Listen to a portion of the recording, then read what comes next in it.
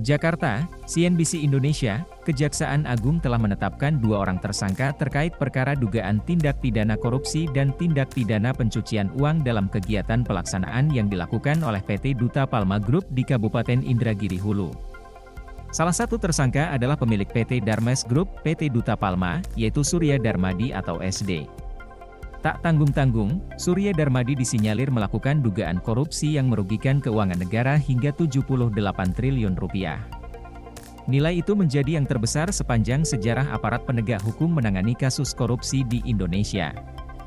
Jaksa Agung ST Burhanuddin menyatakan kerugian negara tersebut timbul akibat penyalahgunaan izin lokasi dan izin usaha perkebunan di kawasan Indragiri Hulu atas lahan seluas 37.095 hektar.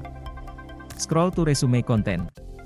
Surya disebut melakukan tindak pidana bersama-sama dengan Bupati Indragiri Hulu periode 1999 hingga 2008 Rajat Hamsir Rahman. Selain pasal kerugian negara, Surya juga dijerat dengan pasal tindak pidana pencucian uang oleh Kejaksaan Agung.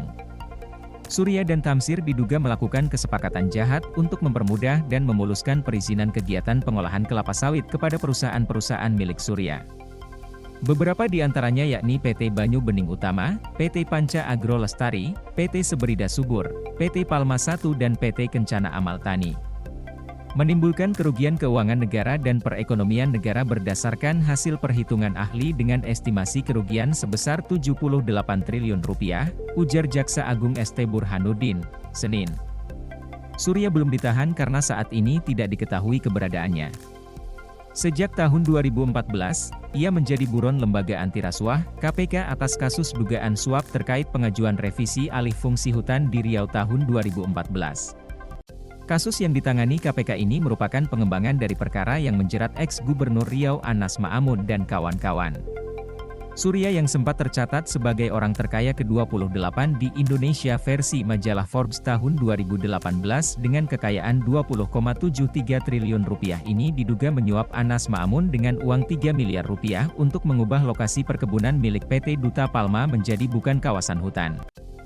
Dalam kasus tersebut, anak usaha PT Duta Palma Group yakni PT Palma I dan legal manager PT Duta Palma Group Suheri Terta juga ditetapkan sebagai tersangka oleh KPK dan Kejagung akan bekerja sama untuk memburu Surya agar yang bersangkutan dapat mempertanggungjawabkan perbuatannya. Kedua instansi penegak hukum ini sudah mencium keberadaan Surya di S.